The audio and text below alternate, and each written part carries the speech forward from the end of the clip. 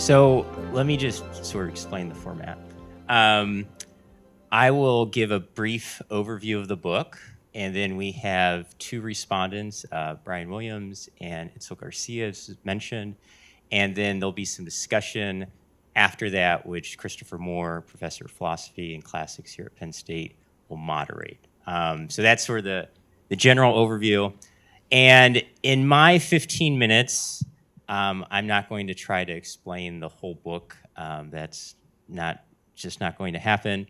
But I tend to focus on chapters 3 and 4 in my presentation, and from reading the comments, Itzel is going to be focusing on chapter 2, and Brian will be focusing on chapters 5 and 6. So I think you'll get decent coverage of the book between the three of us. So I'm both an ethicist and in a policy school, and I think sort of that background is reflected in the book. It's both a book of ethics and philosophy, what sort of ethical principles should guide police around their decisions concerning deadly force. And it's also a book of policy. I want to try to, how do we translate these ethical principles into concrete policies, and what would policing look like if policing took these principles seriously? So the first half of the book is outlining that moral framework, and then the second half is looking at contemporary challenges in policing and what policing might look like applying those principles in practice. So when Daryl asked if I might be interested in participating, and I saw the title of the conference, I was like, yeah, I think this should work. When we think about policing and its role in America in the past decade and a half, it's very much been a source of moral fragmentation. We've had very high-profile killings by police, often of marginalized groups. This has led to mass protest. By some estimates, the Black Lives Matter protests of 2020 were the largest social movement in U.S. history. And it's an issue that is constantly the source of debate and dispute around the dinner table, in public life. But where I start in the book is trying to identify what I think may be a source of common ground. And the title is Protecting Life. And the argument, one of the main arguments in the book is that the only reason the moral reason that can justify police use of force is to protect life and to prevent individuals from suffering grave harm. And I think this is an idea that we may be able to get some broad support for, because if you look at police policies themselves, this basic idea that police should prioritize the protection of life you see it throughout police agencies and police policies. So this is a national consensus policy on the use of force, which was developed a few years ago by some of the largest law enforcement organizations in the country. And in that, the way the policy starts out, it reads, "It is a policy of this law enforcement agency to value and preserve human life." Now, it's one thing to have that basic principle and to endorse it. It's another thing to be able to carry out in practice.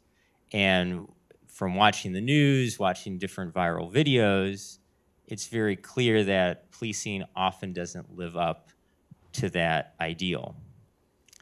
And I think there are two overarching concerns that we have about police killings, and these are the main issues that I grapple with in the book. So one is that police sometimes use deadly force in circumstances where it's avoidable, where it's not necessary. And another issue is that when we look at how the harms of police deadly force are distributed in society, they don't fall evenly. In fact, they fall most heavily on marginalized groups. And there are cases that illustrate both these issues. So the killing of Tyree Nichols in Memphis, Tennessee, he was beaten to death. He was defenseless. There's no reason for police to kill him. He's also a young black man who was at greater risk of being subject to such police brutality. Here in State College, there was the killing of Osagie Osagi, young black man with mental illness at the intersection of two groups most vulnerable to police violence. And one argument that I make in the book is that with different de-escalation tactics, different approaches, deadly force in those types of cases could be avoided. When you think about the philosophical literature, these concerns that I raise tie to two very expansive bodies of literature. So one is the ethics of defensive force. When is force morally justified, morally permissible, or morally prohibited? And the other literature is that on distributive justice. What is the fair or just way to allocate benefits and burdens in society broadly or among individuals?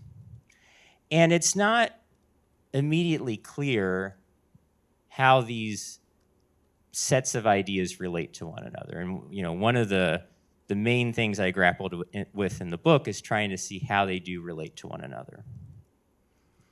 So to take an example, the Rwandan genocide in the mid-1990s, there's been work by social scientists looking at who was killed in the genocide and who were the individuals carrying out the genocide. And what that research has found is that the individuals carrying out the genocide tended to be poor, and those who were killed tended to be richer. Now, I don't think that changes when you're in the crisis itself and you're having to think of how do we respond when people are at imminent threat of being killed. I don't think that has a huge impact on, well, there still should be intervention to try to stop this violence. Whether or not you're poor or not, genocide's morally wrong.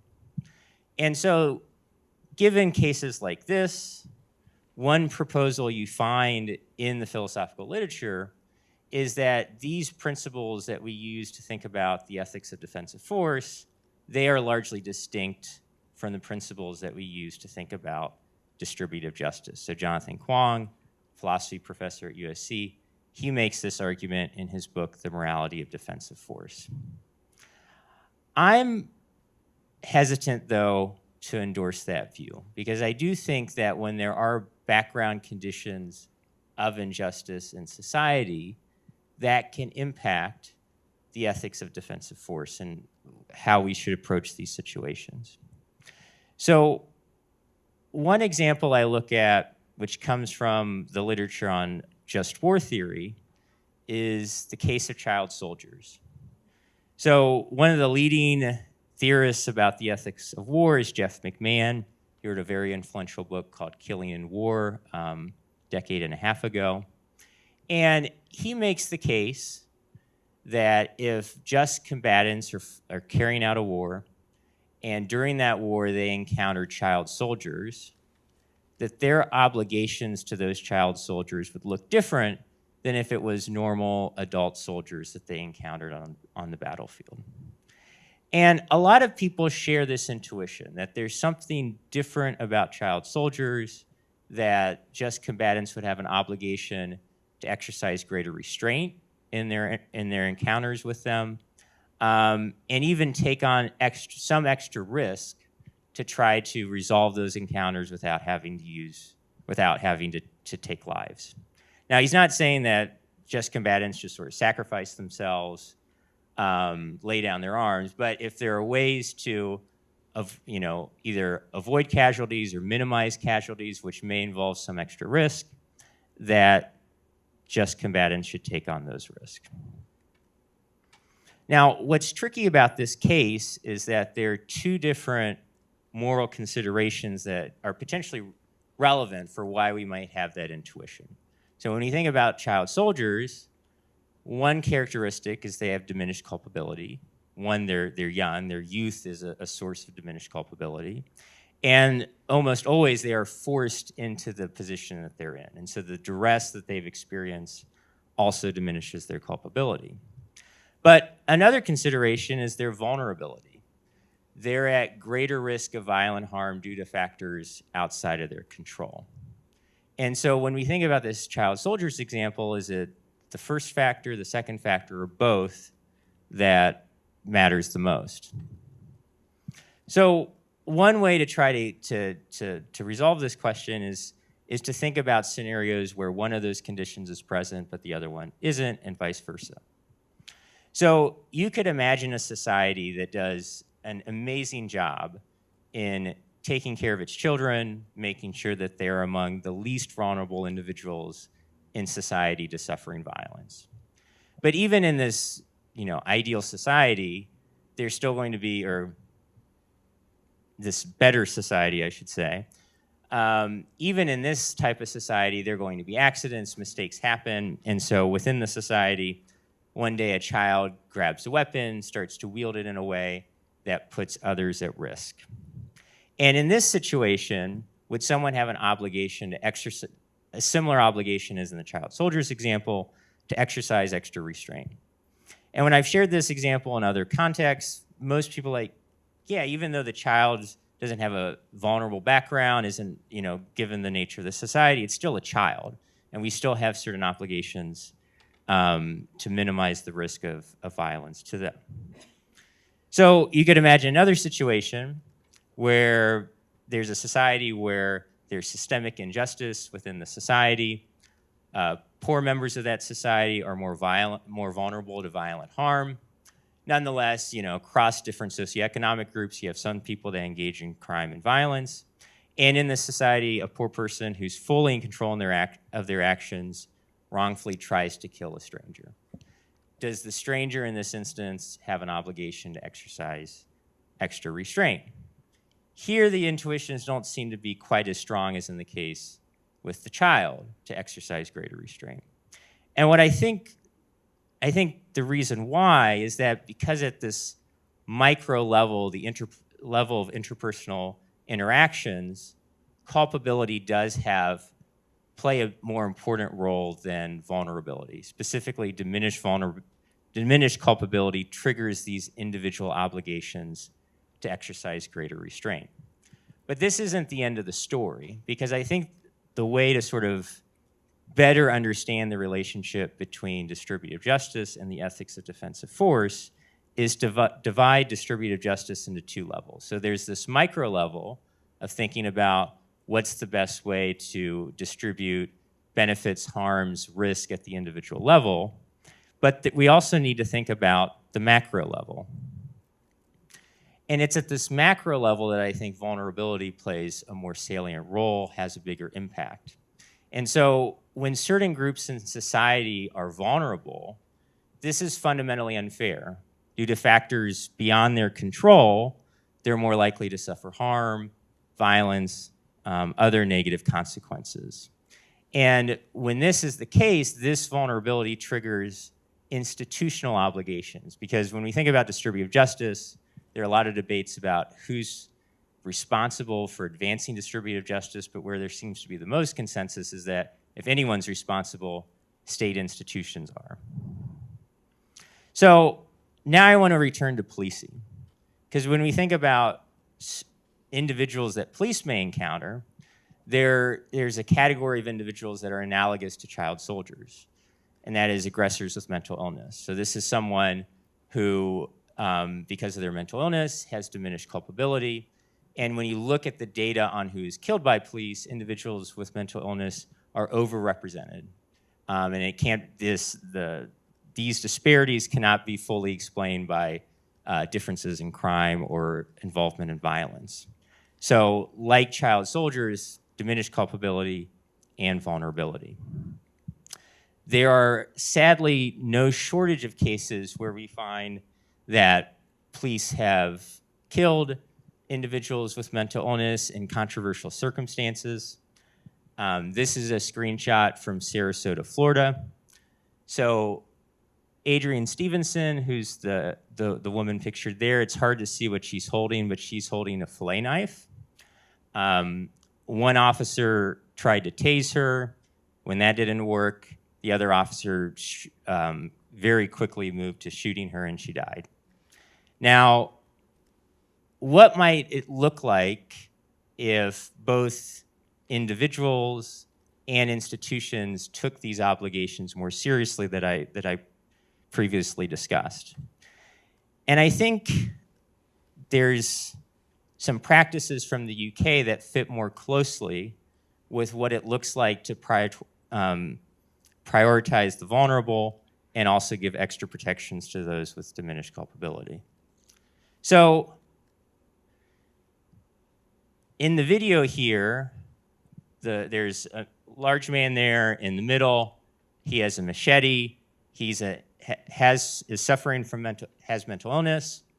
And the police, unlike in the many cases in the US, are not responding immediately with deadly force.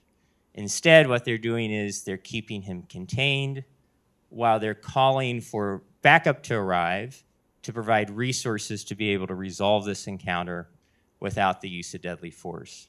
So what you'll see shortly is that a number of other officers arrive to the scene. They have public order shields, and this is able to incapacitate this individual, make sure they're no longer a threat, no one dies, and he ends up going to the hospital to get treatment.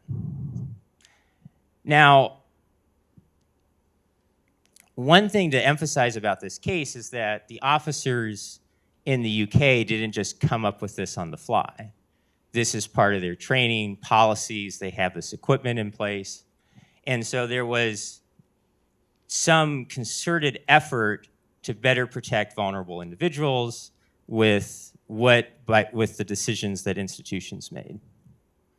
Now, in the US, there have been some efforts to better integrate this type of training and approaches here. So the Police Executive Research Forum has developed this training, which is known as ICAT, which its goal is to reduce the need for deadly force in encounters for individuals with mental illness and or individuals who have a weapon less lethal than a firearm, like a knife or a club.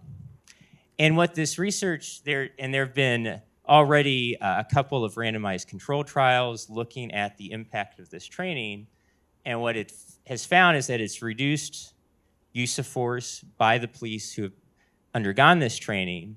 And this isn't shown in the graph, but what is also encouraging is that it's reduced injuries not just to officers, it's reduced injuries to civilians and also to officers themselves. So I began by talking about how there may be obligations to exercise greater restraint, take on greater risk in encounters with individuals with diminished culpability. But if institutions are forward-thinking and putting in place strategies, policies, equipment in place that better protect the vulnerable, also with a mind to keeping officers themselves safe, you can end up in these win-win scenarios where both officers and the people that they encounter are safer. So I will wrap it up there. Thank you very much, and I'll hand it over to Brian for his comments.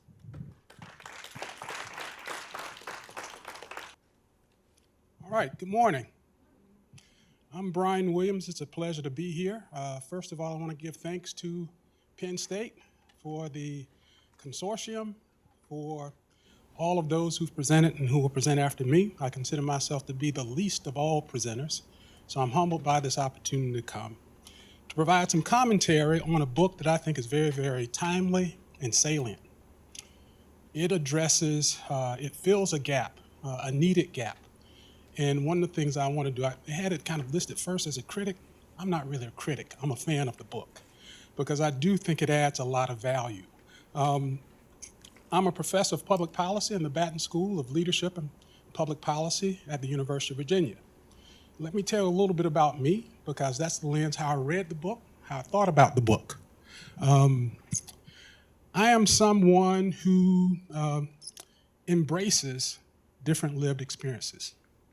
I believe in unity. I don't believe in uniformity, right? I believe in humanizing all, demonizing and deifying none.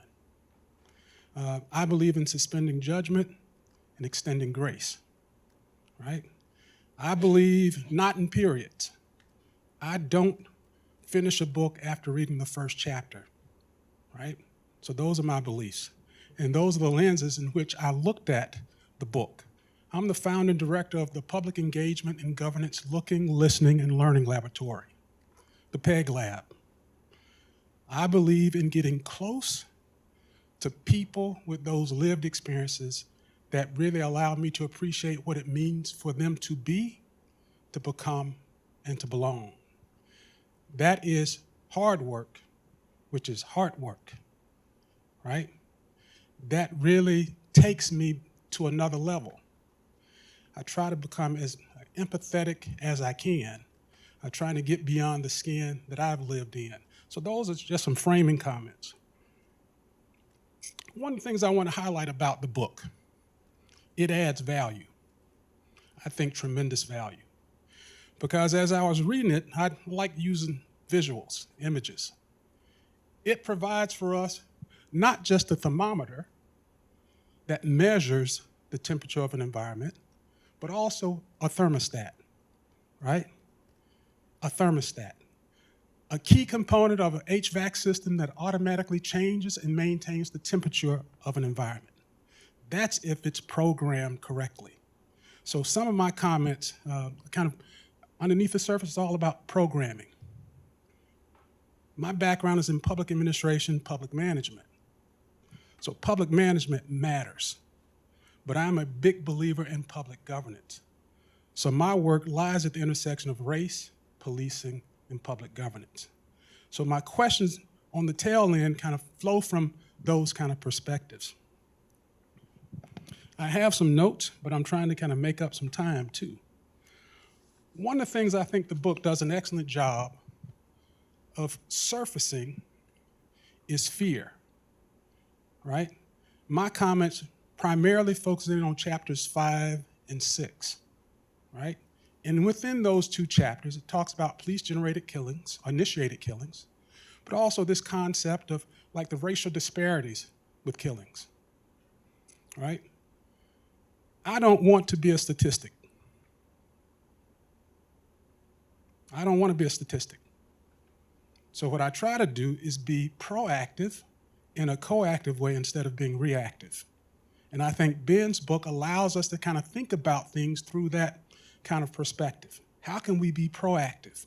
How can we prevent these things from happening? By being coactive without being reactive, right? And hopefully you can kind of understand why I'm talking about coactive. I believe in co-ideation. I believe in co-design. I believe in co-production of public safety and public order. It's not government. It's a shared responsibility. But I also am a realist. I have lived in my skin almost 59 years, right? I'm gonna share a fun fact. I have two great-grandfathers who were both born in the 1820s, enslaved. That's a whole nother story. So I have old black blood in my veins, right? And I understand this notion of fear. Now, I'm Southern Black Baptist, and what we describe as fear is false evidence appearing real, right? And I think oftentimes, because of the social constructions, we operate from a perspective of fear. That gentleman followed me right there in the kind of shirt. He walked out of the coffee shop after me. I had on my headphones. I spend too much time with cops, so I'm always suspicious of everybody. I kept my eye on him. Why? That's the question I had to ask myself when we both came into the same elevator, came up to the floor. Humanizing everybody, demonizing, deifying none. So this notion of fear is something that is real, but it hurts. Quote, justice isn't justice when it's just us. That's the lens my people look at justice when we think about these police-initiated shootings. And I think Ben's book does a really, really good job of capturing that. The book really allows us to appreciate that we're at an intersection of past and present, right? Jeff Ward kind of talks about the past is always present in the present. And when we think about policing at the intersection of race, class, the past, I think, is always present in the present. But the question I want us to kind of think about, the two rhetorical questions: where do we go from here and how do we get there? And should the past that intersects with the present assist in dictating and directing our future? Right? There are some things that we do know, and your book highlights that knowledge. But what bothers me is that when we don't act on what we know. I'm from down home, Thomasville, Georgia. If I plant a kernel of corn and I take good care of it, what's going to happen? Corn's going to grow. We know that. We know certain types of things, right? We understand the environment, right? But yet, we don't act on the knowledge. His book allows us to really think about how do we act on this knowledge that we have, right? So his book, to me, is more than just a thermostat or a thermometer. It's like a catalyst, right? Moving us forward, allowing us to appreciate where we are, but also where we can be when we think about justice, moral decision-making. In my notes, I was reflecting upon it. I started thinking about, like, Ben is much like myself. I think we're like toxicologists. You know what a toxicologist is, right? So we're really trying to understand how these things are happening, impacting real people, right, as a toxicologist. These are real lives. But also impacting real communities, and not just communities, right, but our society, impacting public trust, public confidence in significant institutions that lead to what I consider to be the good. And this kind of allows us to kind of focus in on the book, like I did, kind of three things: the ethics of police using deadly force at the intersection of the unfortunate but acceptable good, the dreadful bad, and the ghastly and traumatic ugly. So you can tell I'm a Clint Eastwood kind of fan, right? So we go back to the good, the bad, and the ugly. My comments really kind of focus in, I want to kind of frame it a little bit from three things, as I said: the unfortunate but acceptable good, the dreadful bad, and the ghastly and traumatic ugly. But I also speak briefly about the first two, and I want to delve a little deeper into the last one. Regarding the unfortunate but acceptable good, Ben highlights protecting life is a clear principle that's widely accepted. This isn't just philosophy. It's now mostly reflected in law. Ben also notes there's evidence of genuine reform taking place, with 48% of U.S. police departments have adopted a necessary standard for force, a standard that goes beyond the constitutional minimum. That's good. It's unfortunate, but acceptable good, right? I don't want anyone hurt. I spend a lot of time in police agencies, but also in communities, right? Moving on to the dreadful bad. There is a gap between policy and practice, and that gap remains stark. And guess what? There's some inconsistencies when we think about that gap. We know from the book, meaning nearly half of all departments who in theory value public safety don't formally treat lethal force as an option of last resort. So how do we bridge that gap, that policy to practice gap, right? Now, I do want to kind of talk about the ghastly and traumatic ugly. Talked a little bit about what we know, but why we're not acting on that knowledge. We do know that Black individuals are disproportionately affected by police deadly force compared to other groups, and deaths have historically clustered around among the poor and politically marginalized, people with the least ability to seek accountability. He noted some viral videos about that illustrate the systemic failure, but what we also have come to appreciate is the environment that we're in right now. Under the current administration, the Department of Justice has dismissed police misconduct consistent degrees in multiple cities, Memphis, Phoenix, Trenton, and kind of placed some new emphasis on some issues around immigration and reverse discrimination. To me, this is more than signaling the intent to limit federal involvement in police reform. It is a rolling back of one of the few systemic levers for accountability. There's a reaction for every action.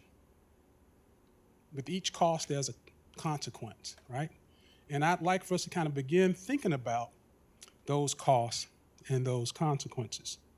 Because right now, I think we are at a point, urgent need, right? And this book highlights that. Some of you might be my age, remember Ultraman?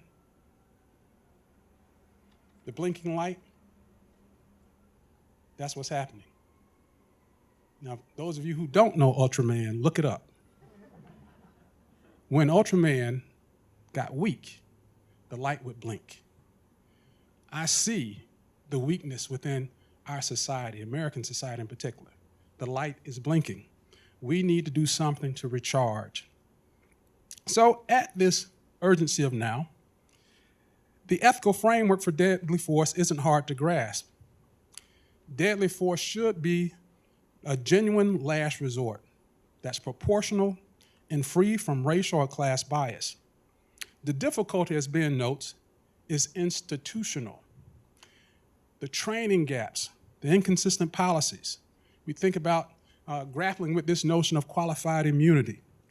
And the political headwinds all push against consistent application of these principles. Progress is real, but uneven. And the stakes, when we think about the stakes, if we look beyond the numbers and look at the people, we know we have very little room for complacency, right? I have to live in my skin. I have a son who looks just like me, bigger than I am, right? Finishing up, about to go to law school, right? I am concerned. But I also have daughters who look like me, and I am concerned too, because fear is a real thing, right? Even if it's imagined. We have to recognize from whence we've come. And what I mean by that is social construction is powerful. It's hard to filter out all of the noise that constantly get beamed into us. But I am an optimist. You talked about this, right? In my sunroom, I have a butterfly, beautiful, made up of about 200 pieces of small broken glass. After me and two colleagues spent about 2 years trying to appreciate trauma within law enforcement, right? That was the gift. The question, can a broken thing be beautiful? To me, this lets me know it can be. But what's unique about this art form is it has to be resourced appropriately. And if you resource it appropriately with gold, silver, or platinum, right, they say it's stronger than ever before. That's the opportunity that lies at the intersection of past and present. Fragmentations are real. Brokenness is real. But I do believe there may be an opportunity for us to really move things in a brighter, towards a brighter future. This gets at my questions for Ben, right? Questions at the intersection. I'm really big around human-centered design thinking as a way to turn those vicious circles and loops into virtuous ones, right? Not only within communities and individuals, but within professions. So, Ben, do you see a human-centered design thinking process that centers empathy as a realistic path towards co-creating, co-ideating policies and practices that address the issues raised in the book, particularly chapters 5 and 6? If so, how do we span the vast treetop grassroots divide and the demographic realities that come with that divide. What challenges exist? How do you overcome them? What are the educational and training implications for onboarding these policies and practices within police departments and communities? What challenges exist? How do we overcome them? What are the implications for managing these policies and practices? What challenges exist and how do we overcome them? What are the implications for evaluating or assessing the effectiveness of these policies and practices? What challenges exist and how do we evaluate them? And I'm kind of nudging you a little bit around the public governance framework, not government, right? Shared responsibility. I think that's all the questions that I have for this portion. I do have some visuals as I wrap up, but thank you guys so very much. Ben, love the book. I told him last night, I'm gonna assign it. I teach a relational policing class each fall. This is the focal topic for my class this upcoming fall. Thank you.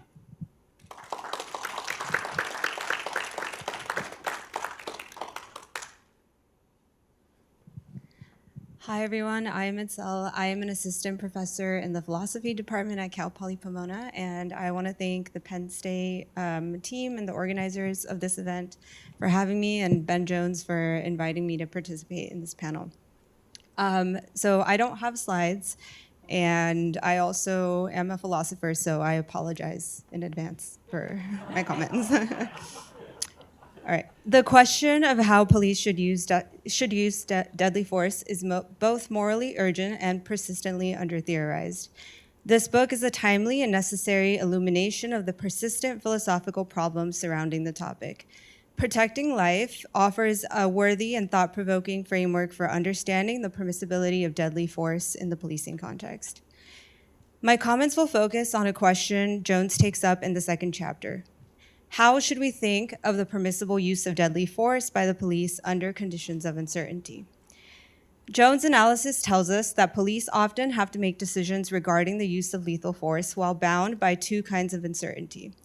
Uncertainty of the first type occurs when police have imperfect information regarding which tactics would stop a threat and the level of harm that these tactics would cause. Uncertainty of the second type occurs when police have imperfect information regarding the culpability of the suspect. He argues that policing in this context should be guided by several constraints. First, much like in the just war and self-defense context, we should measure the permissibility of force by thinking about whether it was necessary, proportional, and advanced for a just cause. Second, police should, above all, prioritize the protection of life.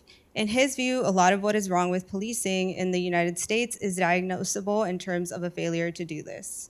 Third, police should divorce itself from the warrior mindset, which often depicts police as the final frontier or the thin blue line between civilization and the state of nature. The trouble with this mindset, Jones forcefully argues, is that it assumes the culpability of suspects, leading to mistakes in the analysis of the appropriate use of force. Finally, Jones argues that the police should recognize their role in promoting the just distribution of primary goods, and that they use societal context, specifically that they should be sensitive to information regarding who is the most vulnerable to police force when decision-making. Whether the use of deadly force is permissible depends, at least in part, on whether a person is culpable, which in turn depends on whether they are vulnerable. And this is affected by just or unjust allocations of the benefits of social cooperation, including the goods that police provide. These goods include the protection of life and rights, public safety, social coordination, etc. These ideas suggest a piecemeal approach to dealing with uncertainty of both types. Jones argues we should closely analyze the kinds of situations police often find themselves in, to decide the best ways to prioritize the lives at stake in each case, using these constraints to guide the use of deadly force. Jones's analysis is novel and insightful, and I am sympathetic to many of his conclusions. However, while he illuminates the moral questions arising from the police use of deadly force, these are questions of whether or not the force is morally permissible, his analysis suggests that there is also an epistemic dimension of the problem of the permissibility of deadly force under conditions of uncertainty. In other words, Jones has convinced me that the issue is a moral one and that his conclusions are by and large correct, but I think this analysis shows us that the problem is also an epistemic one in important and significant ways. I'll explain how. Under the first type of uncertainty, police do not have enough information, or perhaps they have inaccurate information regarding which tactics will suffice to neutralize threats to life or threats of grave harm. For example, suppose an officer is confronted with the suspect kidnapping a child, and we may know that they are justified in using lethal force to stop him in theory.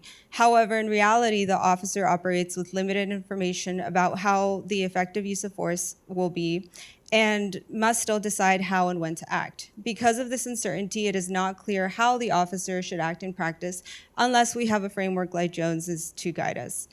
But this normative question is ultimately the product of police officers in epistemically disadvantaged positions. Uncertainty and the lack of information in this context are not merely practical obstacles, they're fundamental epistemic problems. The issue is not just that police officers face difficult decisions in conditions of uncertainty, but that they must make those decisions without reliable knowledge about the key facts. As Jones shows us, they do not know whether the level of force will be effective, what harms it will cause, and whether the suspect is in fact culpable. These gaps, I argue, create both a know that and a know how gap in the epistemic situations of police officers. Know that concerns knowledge of the relevant facts of the situation. Know how knowledge concerns how to appropriately apply those facts in light of the context. As such, the permissibility of using deadly force cannot be assessed independently of the epistemic conditions under which these judgments are made, since those conditions directly shape what officers can reasonably know and therefore what they can justifiably do. This situation of uncertainty is not unique to police officers, given that for now, before the AI overlords take over, all legal and state officials are non-omniscient humans. Legal officials, therefore, are often in a position of having to make important, sometimes life-altering decisions that affect the lives of others. In the criminal system, police are just one step in a long ladder of people making decisions that determine, for example, whether a man indicted for assault will spend the next 10 to 20 years free or in prison. They, too, make these decisions on the basis of imperfect evidence. Yet the decision-making of most other legal officials is mediated through institutional processes that provide guardrails designed to prevent undue harm and unjust violations of fundamental rights by improving the epistemic situation of these officials. Judges and attorneys, for example, have access to case law, legal research resources, paralegals assisting with this research, colleagues to run their arguments by, guiding rules, etc. These processes and situations solve the moral problems by solving the relevant epistemic issues. Police, on the other hand, must make life-altering decisions based on limited information in the moment and in a wide variety of unpredictable situations. This creates the moral problems that Jones has helped to solve, but for the case of police, it is clearly more difficult to solve the underlying epistemic problems. Jones correctly identifies that police don't know whether their tactics will succeed and also don't know whether the suspects they engage with are culpable. But the problem is worse than this because unlike other legal officials, police can't consult colleagues or experts in their field before they make decisions, can't stop and do research about what the law requires, can't stop and research past cases in which similar tactics have been deployed and their efficacy, don't have assistants to organize the relevant facts, and don't have colleagues to run their proposed course of actions except in some cases after the fact. And they must still make decisions in these contexts. This suggests that the primary issue here is that police are disadvantaged epistemic agents in ways that go beyond the issue of limited or incomplete facts about the situations that they find themselves in. In other words, police are not experts in law enforcement nor in promoting public security. Epistemic literature suggests that being an expert requires both know that and know how knowledge in relevant fields. To be an expert, a person must have access to the important facts and findings in the area, as well as knowledge of how to successfully apply this body of knowledge. Jones's taxonomy of uncertainty shows us that the nature of the police job, specifically the fact that they have to make decisions quickly and in a variety of circumstances, creates a significant know that gap for police officers. I'm arguing that the nature of the job also creates know-how gaps from which the important moral issues arise. We want police officers to be these kinds of experts, though. If the permissibility of deadly force depends on facts about effectiveness, harm, and culpability, and on the appropriate application of those facts in highly variable situations, then what we are asking of police is precisely that they have and demonstrate both know that and know-how knowledge accurately and reliably. In other domains where similarly high-stakes decisions are made under uncertainty, for example, medicine, law, and even in certain forms of engineering, we do not treat expertise as optional. We structure institutions so as to approximate it as closely as possible, precisely because the moral stakes are so high. The same should be true here. To say that police ought to prioritize life, use proportionate force, and attend to culpability is in effect to say that they ought to reliably track and appropriately respond to complex features of the world. That is just what expertise consists in. Without some approximation of expertise, these constraints risk becoming merely aspirational, since officers will lack the epistemic resources required to apply them in practice. Thinking about the issue in epistemic terms clarifies what is actually doing the work in our moral evaluations. And in doing so, this reframes the problem and the kinds of solutions that are available. If we treat the permissibility of deadly force as purely a matter of applying the right moral principles, then the focus remains on whether officers acted in accordance with necessity, proportionality, and all of the other principles that Jones has helpfully illuminated. But once we foreground the epistemic conditions under which those judgments are made, it becomes clear that whether an officer can satisfy those constraints is going to depend on what they are in a position to know and how well they can apply that knowledge. This shifts the question from what should police do to what must police be able to know and do in order for those moral standards to be meaningfully action guiding. If my analysis is correct, then in addition to moral principles and frameworks, we need to think more carefully about the epistemic conditions under which police operate to fully understand issues surrounding their use of deadly force. Practically speaking, my conclusion suggests that we need to restructure their access to the relevant know that and know-how knowledge. Luckily, Jones's work can help us here too. In his analysis of police interaction with vulnerable aggressors with diminished culpability, like youth, mental illness, or disability, he suggests that we develop social scientific studies focused on finding how to prioritize these vulnerable groups.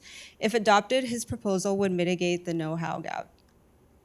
He also suggests that police departments invest and create forces with specialized knowledge and training that help resolve crises without deadly force. However, he writes that these will be a scarce resource not available in every situation that they are needed.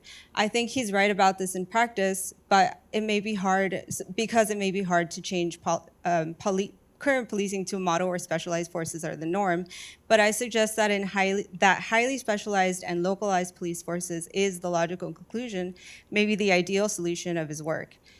In the introduction, Jones tells us that as a methodological move, he will work based on plausible assumptions of the near, present, and future. I wonder, however, how comfortable he is with the more radical implications of his theory that police should be restructured so as to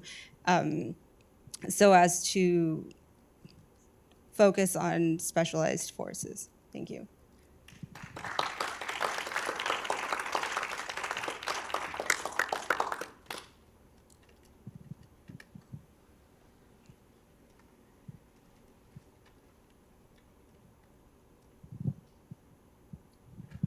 Thanks, Itzel. So, Ben, do you want to say a few things? Yeah, why don't we all sit at the table? That's a great idea. Do you want to say a few things in response? And then I think we have permission to go till about 12:15, so there should be plenty of time for audience engagement. Thank you, Christopher. Thank you, Brian and Itzel, for incredibly generous and positive comments. If you're at a philosophy conference, that's not as guaranteed.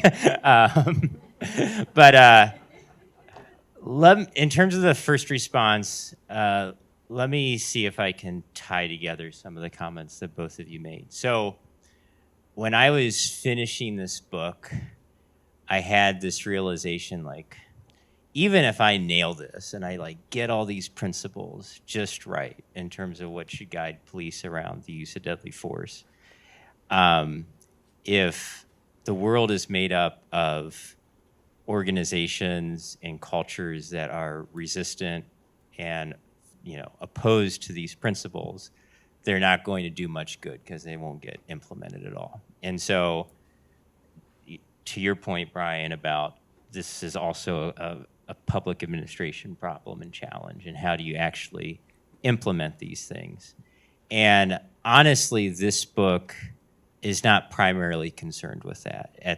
In the conclusion, it talks a little bit about it, but sort of what that led me to do is to work on another project with a public policy scholar at the University of Washington, where it's more focused on police institutions and agencies and how they need to be transformed in ways where prioritizing the protection of life, protecting the vulnerable, are part of the ethos of these organizations. And that's a very challenging long-term project. But in terms of just some of the ways that we may be able to help develop these institutions in ways that are more receptive to these principles, is I think specialization has a very important role. And when we think about some of the developments across the country since the 2020 Black Lives Matter protests, there's been a lot of interest in having alternatives to the police for issues related to homelessness, substance abuse, mental illness, to be able to send civilian crisis responders who are trained in those issues to be able to address the challenges and might be better suited to those types of crises than police. And it's been really encouraging seeing some of the empirical evidence that has come out about those programs, because one concern that was often raised is that, oh, this is too dangerous, you can't send people without guns to deal with these sorts of issues. And generally, that has not been an issue. There haven't been reports of these civilian crisis responders being slaughtered in the streets. And in fact, what you find is that a lot of the evidence is found that it's had positive effects in terms of public safety, reducing crime, and also keeping people out of the criminal justice system and some of the harms that come from that. So I think specialization is very important, both within policing and other public safety professionals. And when we think about how to develop institutions of public safety, if there is more specialization and you have police interacting more with civilian crisis responders, folks like that, I think that can also have beneficial effects on police culture and the sort of underlying ethics that guide it. When you think about civilian crisis responders and, other professions, and ethics of care is very central to them. And I think finding ways to make that ethic more central in policing would be very beneficial. And I think it applies really well when we think about de-escalation and those types of encounters. If the mindset is, I need to exercise my authority, make sure I'm not challenged, not back down from anything, it's very different from an ethics of care of trying to make sure that everyone leaves the encounter alive. And so if you have a different sort of ethics and mindset in those types of circumstances, it's going to lead to very different behavior in those contexts. So I think there's a lot of work to do in terms of thinking about how do we redesign institutions of public safety so they're more hospitable to prioritizing the protection of life and protecting the vulnerable. And honestly, this book is not going to give you a lot on those questions, but hopefully future work will address it a little more directly. I can have Oh, you have one. I don't- So now we can take questions from the audience.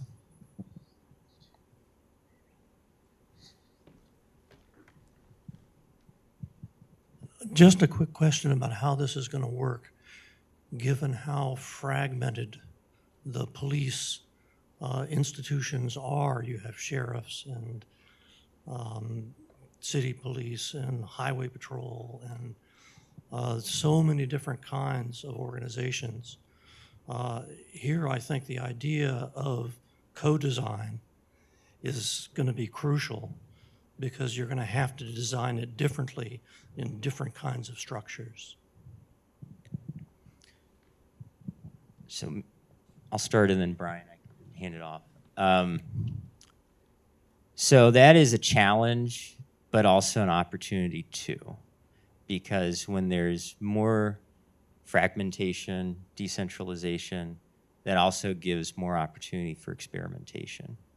So, you know, if we had a very centralized system of law enforcement,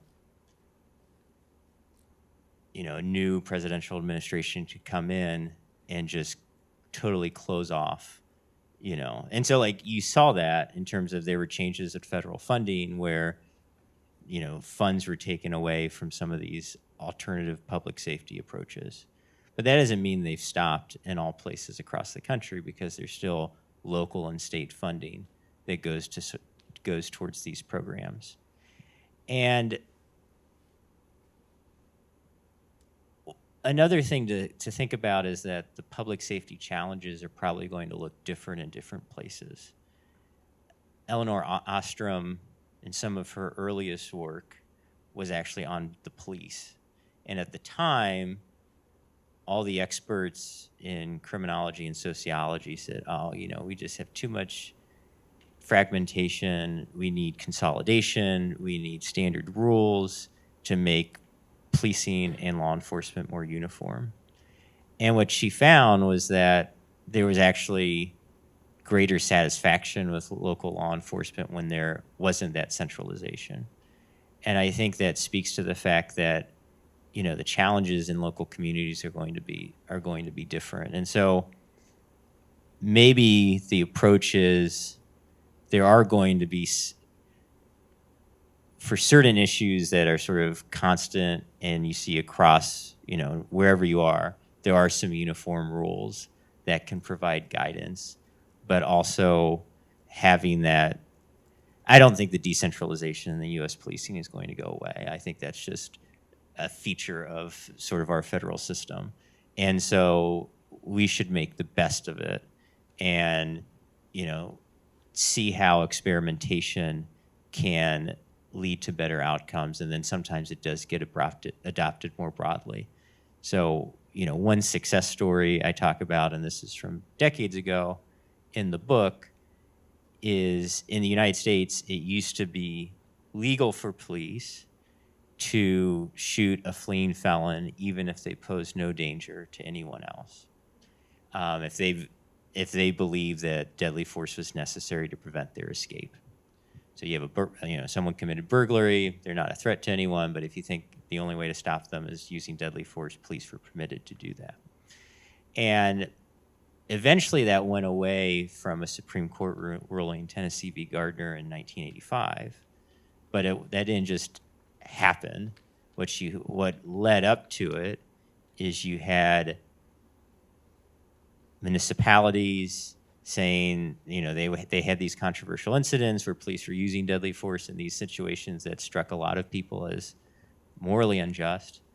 And so putting in place new policies, putting in place tighter restrictions on when you could use deadly force against fleeing suspects. And that led to reductions in the number of people who were shot by police. It had no negative impacts on crime and officer safety. Other municipalities looked at that and said, oh, maybe we should adopt that too. And then you had this growing body of evidence that you could save lives without negatively impacting these other goals. And finally, you have the Supreme Court decision. And so I think looking forward, things, the successes will probably share some similarities to that model where you have this experimentation, you build this body of evidence, and then eventually that may lead to a more uniform rule. I'll just add a little bit. I think if we really appreciate each community and each resulting institution within that community has its own unique origin stories, right? So we have to be intentional in kind of customizing, tailoring these opportunities to the communities, understanding its past, its impact on the present, but utilizing that in the future. One thing I want to make a plug of that I learned a lot, I'm a slow learner. Eventually I get it. But I was a COPRA commissioner for NASPA, so I credited public affairs, public administration programs. And Standard 5 was something that really piqued my interest. We would evaluate how effective those programs would allow students to demonstrate skills that are needed. And that standard was to lead and manage in public governance. I think that's critically important, right? And that kind of ties into a question kind of in a comment as we think about justice. I liked how he talked about the macro level of justice and the macro level of justice, but I'm thinking about the meso implications of that as it relates to managing and leading in public governance. Because I think without the meso, you can't really bridge the micro and the macro. And I think that's the opportunity that we have, but again, it's intentional. We have to put resources into making this happen, bringing people who might not necessarily want to come to the table. They need to be at the table in co-designing these kind of programs. John.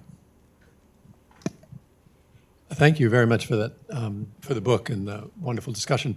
I'm wondering about the use of the concept of culpability. That seems to do a lot of work, and I'm wondering if we could unpack it in light of kind of Itzel's comments about epistemology. Because if we think of it as meaning the determination of responsibility, that's one thing. The other thing, though, is determination of capacity. Now, those are related, and the analogy with child soldiers and others invites that relation. But with police practice, I'm wondering if there's a distinct moments, the moments of determining whether an arrest is warranted, which involves a certain kind of judgment, preliminary judgment of culpability, right? Probable cause that a crime has been committed and this person's responsible. But then in the execution of that arrest, is it really the case that the judgments of culpability as in guilt or innocence, is at issue? Because I was thinking what Itzel was saying, that's made down the line. That is a different decision. But what has to be decided is whether the person in question is causally responsible for harm and then has certain capacities. And if they fall below or outside a range of capacities, they may need different kinds of responses. So I'm just wondering if the word culpability packs a little more complexity than we might think of. Because at the moment of executing an arrest, I'm not sure that it's the officer's job to determine final responsibility. And that's what I'm wondering if you had any thoughts about that. No, that's a good question. And when we think about the criminal justice system, it serves different goals, and most criminal justice systems, including our own, there's a retributive function that it serves, which is very tied to culpability of the suspect or the person who's been arrested. And one thing I do stress is that it is not officer's job to figure out guilt or innocence, that needs to be handled later, in the process. And so how officers use force should never be tied to punishment.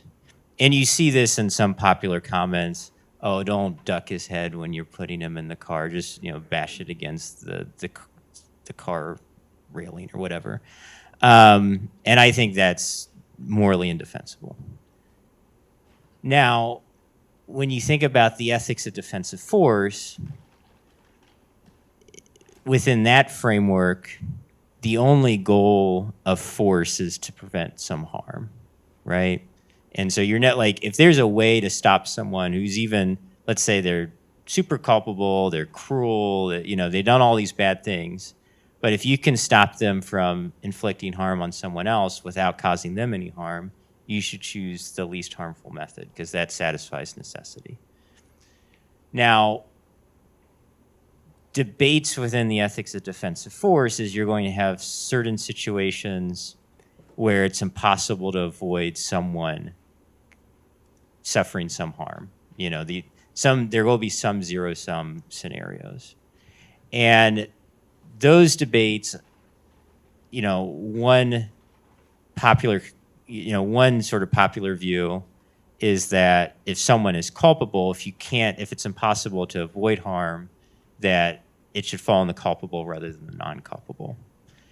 And I'm relatively sympathetic to that.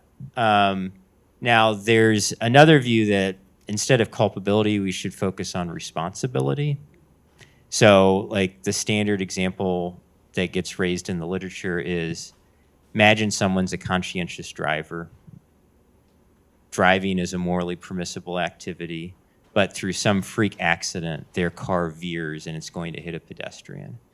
And the pedestrian, because it's a philosophy thought experiment, happens to have a grenade launcher to be able to blow up the car and prevent them from being hit, but obviously it would kill the driver.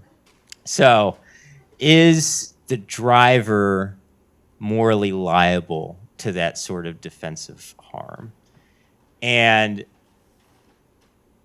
what I do, and basically my position is, I'm skeptical of that because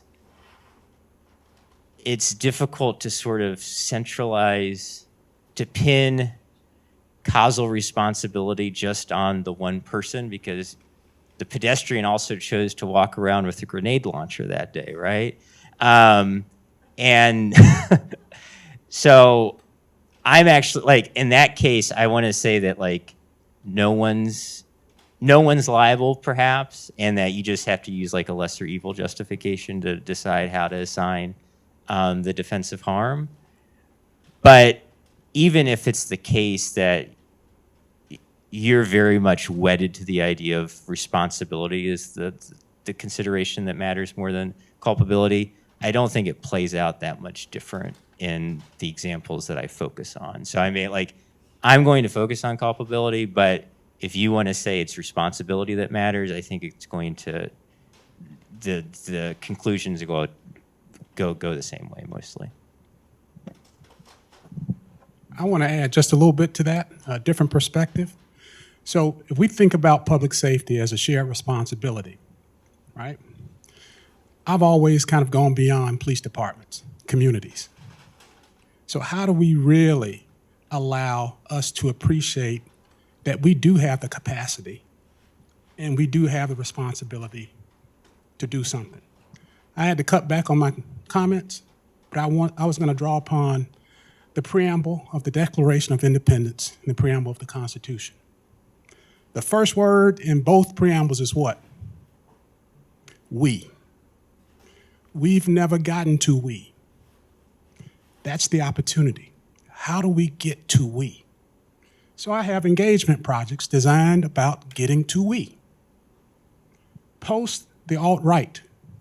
Going through our grounds at the University of Virginia, I arrived there that January post the alt-right. Our community was fragmented, broken. It's still suffering. But I got some funds, Kettering Foundation. We had the Youth in Blue Engagement Project. Over a series of sessions, I brought together kids that were directly impacted, cops together. And they co-created and co-produced a video vignette, a prelude to an encounter, that really highlighted the opportunity to leverage our capacity, the opportunity to kind of say we have certain rights, we also have certain responsibilities to make things better. And those are the opportunities I think that we have to take advantage of. We might have to be innovative. I like being in this space. What is it? Innovation hub. So how do we think out of the box? Because when we think about the complexity of culpability, there may be ways to kind of deal with it. It's going to take time, but I think that there's some things that we can do to really address it. So I'd like for us to really think beyond policing, beyond government. How do we couple, right? How do we be proactive in that coactive way? Because it's cheaper than being reactive. Yeah, just on the culpability point, I'm thinking that police are not that divorced from the issues of culpability because, you can think that police are the first step in the ladder and that comes way down the line. And, that is what I said. So I'm going to maybe walk it back a little bit because that first step, though, is really important since they determine who gets to the end of the ladder in the first place. So in a way, even if they're not assigning culpability with their decision making, they are putting them in the context where that is even a question in a way. And so I'm wondering, maybe, I don't know if I'm allowed to ask a question as a panelist, but I don't know. I think there's maybe an argument to be made where you can understand the use of force as a way to skip that ladder. So, they're not just arresting somebody and bringing them in when they're using deadly force. Maybe we can say, there's a way to understand it where they're skipping the epistemic process and skipping, bringing them to trial and in front of a judge and a jury of their peers, et cetera. And then just, ending the matter there. And that might be justified for reasons of stopping harm. But I don't know. I just wonder what you think about that. That's a good question. I don't know what I think about it. No.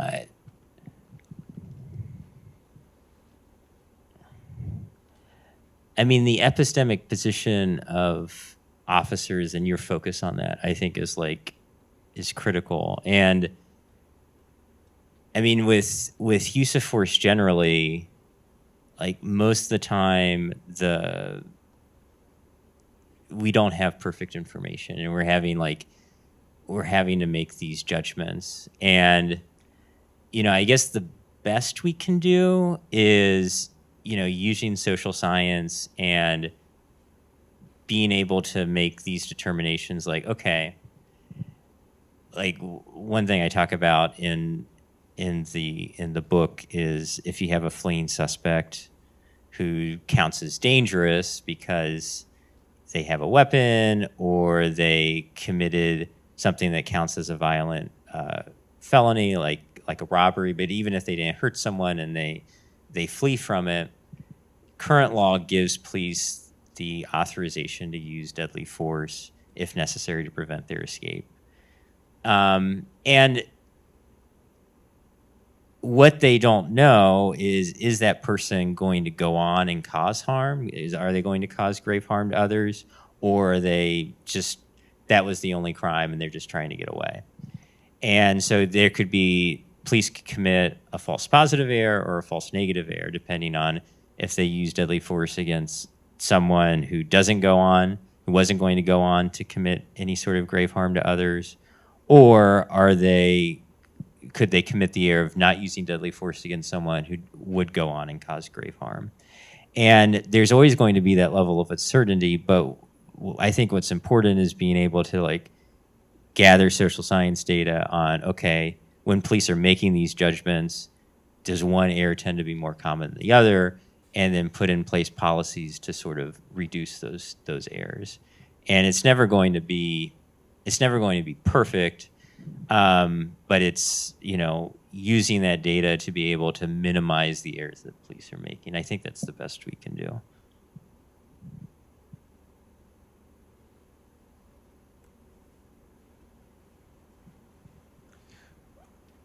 Ben, I'll ask a question. Okay.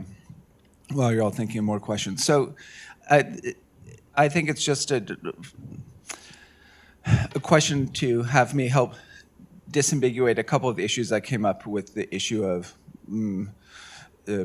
reduced epistemic conditions for the officers. And so it seems like one issue is that aside from uncertainty, officers do not always know nonviolent or non-deadly techniques that would serve, let's say, just as well to solve the problem that they're facing. And so it strikes me that one thing you're suggesting, especially with the video from the UK, is that a piece of ignorance is just less violent ways to solve problems. But then there's this separate kind of ignorance, which is the in-the-moment question about likelihoods of one thing happening in the future. So those strike me as two different kinds of ignorance, and I'm interested in you saying something about the relationship between those. But then it seems I'm wondering whether it's fair to say that there's a third problem which is less epistemic, and which I know that you are quite interested in your book, and that is a kind of self-directed favoritism, so to speak, on the part of the police officer, which is I feel at some risk. I can completely avoid the risk by killing the person who I'm confronting. That gives them a 100% chance of being dead. That maybe prevents me from having a quarter or 25% chance of being killed in the conflict. And so, this third issue seems not to be a matter of ignorance. I'm not saying that you suggest it is, but this is a matter of relative weighting of value. That it's the value of the actor over the value of the object, and making that switch is a rather challenging ethical problem, surely connected to identification with community and identification with a certain calling in one sort of job and so forth. Anyway, I'm interested in your just saying a little bit of something about the relationship between those three kinds of issues that are being confronted. Yeah, that's a very good question. So what you find in some police training is this very mechanical way of ordering the value that we place on different lives. Innocent civilians take priority, police officers come in second, suspects third. And I don't think that just works out very well when we sort of drill into it. So even always you could imagine that being a lexical ordering where if there's any, like if there's an option that just in the slightest way increases the likelihood of saving innocent civilian life, you should go with that, even if it comes with much greater risk to police officers and to suspects. I don't think that just holds up under scrutiny. So if you think about when the towers fell on September 11th, firefighters, police officers, rushed to the scene. The one tower went down, and after the first tower went down, the police put out a call to get out of the building because, the other one could fall at any minute. And I think that was totally legitimate. Now, you could make the argument that if they stayed in longer, maybe that would have slightly increased the odds of saving some of the people that were in the building. But given the very, very high risk, I don't think they just had to sort of sacrifice themselves to see if they could save more lives.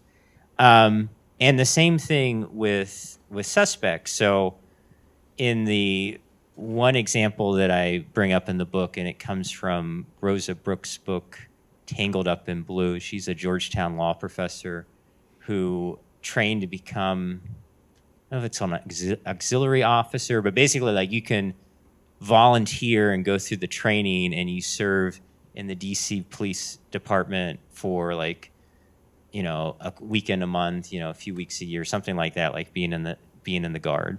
And so she did this, and her partner went into an apartment one day, and because there was a call that the alarm system had gone off, they were worried that maybe there was a burglar in the apartment, and someone sort of jumped out in the apartment, and they did not come in with their guns raised, whereas if they had, it might have been more likely that they would have shot and killed this person, which would have been compatible with this lexical ordering of putting police officers' lives with absolute priority over suspects' lives.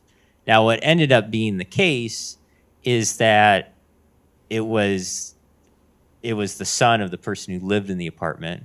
He'd come over to do laundry and was taking a shower. And so they figured this out. They got it all resolved. No one was hurt.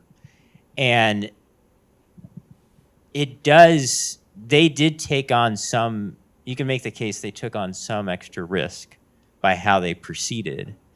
But if police officers act in such a way where they give themselves absolute priority over all suspects, that's going to end up, shooting a lot of innocent kids and acting in such a way that it's going to be hard to sort of feel that that's compatible with one's principles and ethics. Now, it depends, obviously some police officers feel differently, but if we place such priority on our preservation, that can lead us to acting in sort of very morally troubling ways. And I think, I don't have an answer for okay, this is the exact percentages that we should assign, but I think, taking a piecemeal approach of looking at, common scenarios that police encounter, what are the likely risks in those scenarios, and then developing rules of thumb based on those risks. So that's what I think is probably the best we can do. Does anyone want to add it?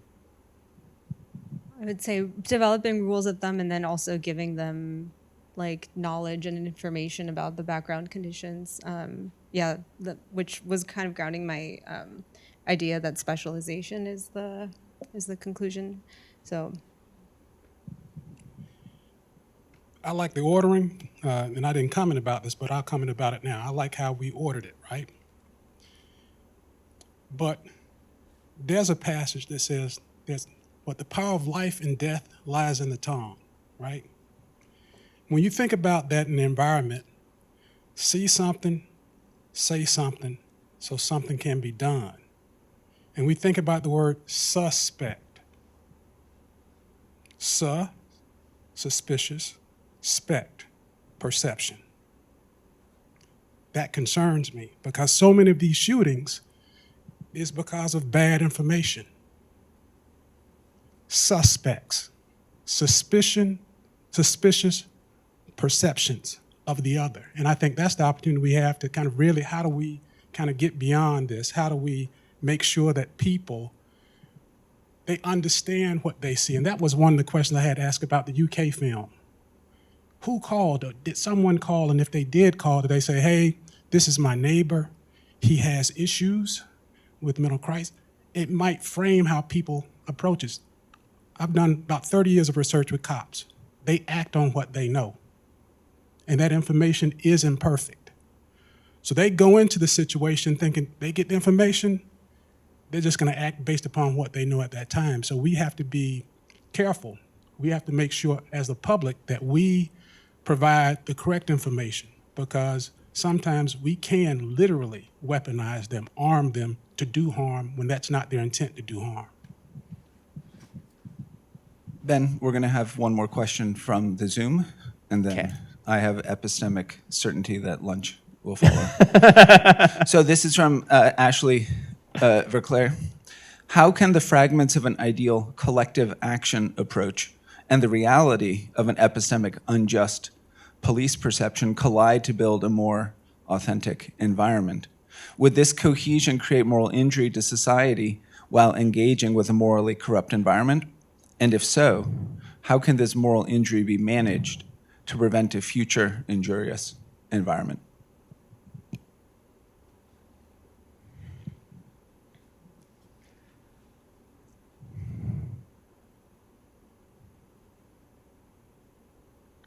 So,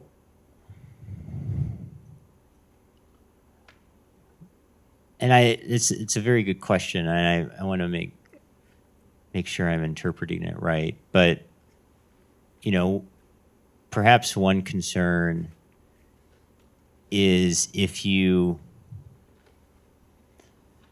know, I mentioned earlier some of the concerns about police culture and police organizations, and the idea that they may just be resistant to the sort of reforms that we've discussed here. And so if you pursue that path, you know, if that's what politicians, activists, organizers put their effort toward, that they may end up being disappointed in the end. And there's part of me that's sympathetic to it, and part of me that also, you know, is hesitant about that perspective, because it is certainly the case that a lot of reforms that get proposed and implemented have either are ineffective or backfire, and we could be spending our time and resources in better ways. But at the same time, I do think there are some examples where reforms have saved lives. So I brought up the ban on the fleeing felon rule. Like, there's pretty strong evidence that has saved hundreds of lives over the course of its existence. And you know, I do see a world where there are going to be some instances, even if we have increasing specialization, where police will be needed in some circumstances. So when you think about the civilian crisis response teams that have become more prevalent across the country, one thing is they do not respond to calls if someone is violent or has a weapon. You know, that's cases where they call police. And so if there are cases that we do need police, it's important that, you know, they have the tools, the training to be able to act in ways that we find ethical. Because, you know, if you don't make those investments, then, you know, that's when, I mean, just look at what ICE has done, where they totally, you know, got rid of training, they reduced training significantly, and really took, emphasis on, you know, some of the things around prioritizing the protection of life, and, you know, you just had chaos and brutality in the streets.